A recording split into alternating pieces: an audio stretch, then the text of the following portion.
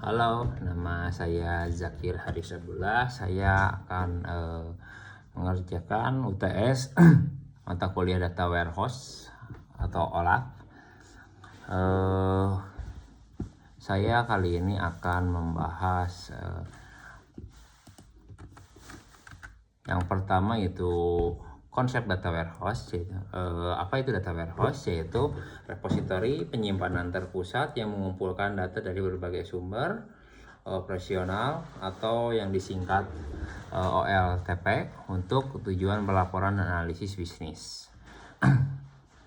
Nah, untuk data warehouse sendiri itu dibagi menjadi terintegrasi, yaitu data dari SQL, API, dan Excel disatukan dalam satu format yang seragam.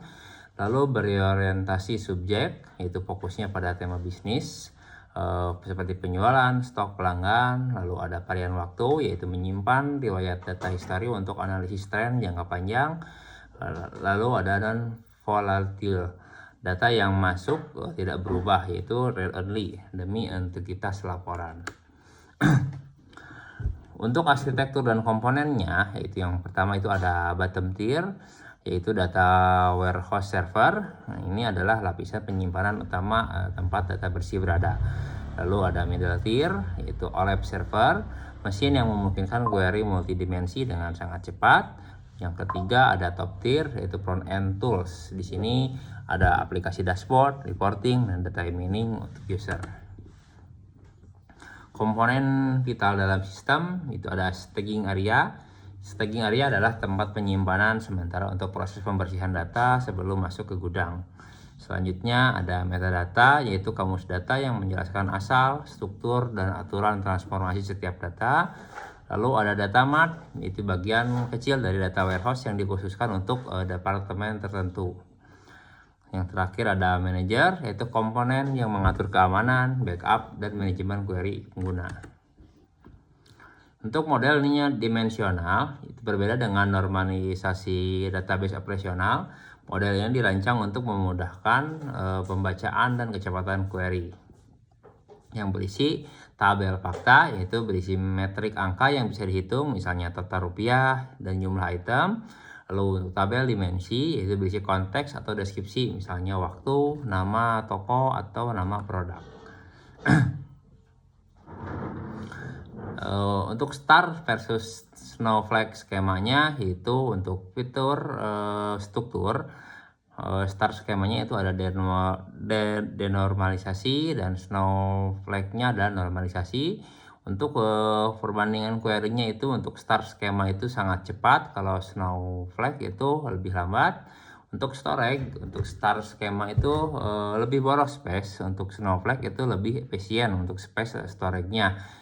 Dalam rangka maintenance, untuk star skema itu lebih mudah, dan untuk snowflake itu lebih kompleks untuk skema maintenance-nya. Selanjutnya desain logikal, yaitu identifikasi proses bisnis, yaitu memilih aktivitas apa saja yang akan dilacak, misalnya ada penjualan harian. Lalu untuk menentukan grade, menentukan tingkat detail data, apakah data tersimpan per detik, per jam, atau per hari. Nah, menentukan grade ini sangat penting untuk nanti menschedulekan penarikan datanya mau per berapa periode. Lalu ada identifikasi, dimensi, dan fakta. Nah, itu tadi menentukan data apa yang akan ditarik dari user, waktu, lalu untuk deskripsinya. Dan terakhir ada definisi hierarki, yaitu membentuk struktur drill and round untuk tahun, bulan, atau hari. Kunci desain logikal itu tidak peduli pada jenis hardware, fokus pada logika bisnis dan relasi data.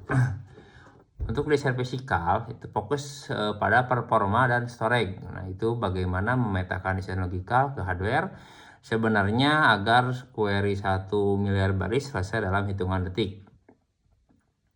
Kuncinya itu ada di indexing, yaitu menggunakan bitmap index untuk dapat berulang atau B-tree untuk data unik untuk guna mempercepat pencarian. Selanjutnya ada partitioning, memecah tabel raksasa menjadi potongan-potongan kecil, misalnya partisi per tahun agar disk tidak membaca keseluruhan data. Lalu ada materialist view, Nah, itu menyimpan hasil perhitungan agregasi agar tidak perlu dihitung ulang saat user request untuk mengambil datanya.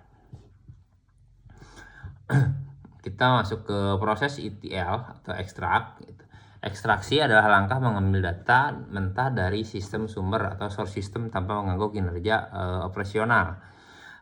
Metodenya ada dua, yaitu full extraction, yaitu mengambil semua datanya dari awal, biasanya untuk load pertama, dan yang kedua ada skema incremental extraction, hanya mengambil data yang baru atau berubah sejak penarikan terakhir.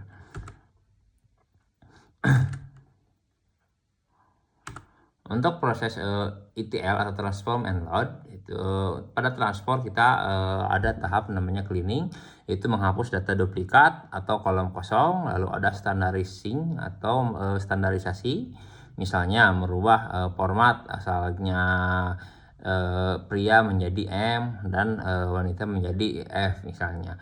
Lalu ada integrasi, menggabungkan data dari dua sumber yang berbeda. Lalu ada aggregation, itu menjumlahkan data harian menjadi total.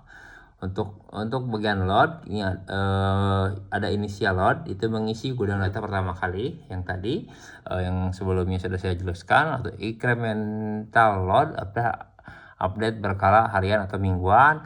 Lalu ada skema full refresh, yaitu menghapus semua data dan mengisi ulang dari datanya. Yang terakhir ada parallel execution, yaitu kunci data warehouse modern adalah kemampuan parallelism, yaitu mengerjakan banyak task dalam waktu yang sama, itu sekaligus. Karena kalau menggunakan looping atau tanpa paralel, itu akan lambat karena harus menyelesaikan satu persatu. Nah, dengan paralel itu lebih cepat karena secara bersamaan dieksekusi oleh banyak prosesor. Sekian vlog penjelasan tentang data warehouse. Terima kasih.